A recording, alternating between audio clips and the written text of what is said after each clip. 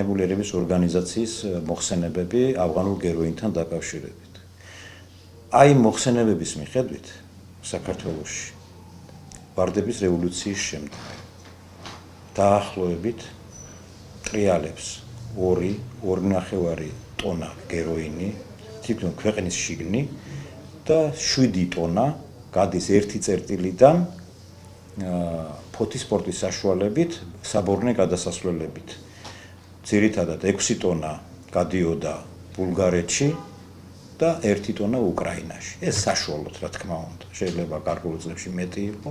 ის რომ ჩვენი სამართალდამცავები ეფექტიანად მუშაობენ, ამის დასტურია, რაც მოხდა დღეს და შესაბამისად უბრალოდ ჩვენ უნდა ვიმუშაოთ უფრო მეტი და ყოველი ესეთი შემთხვევა უნდა აღიკვეთოს.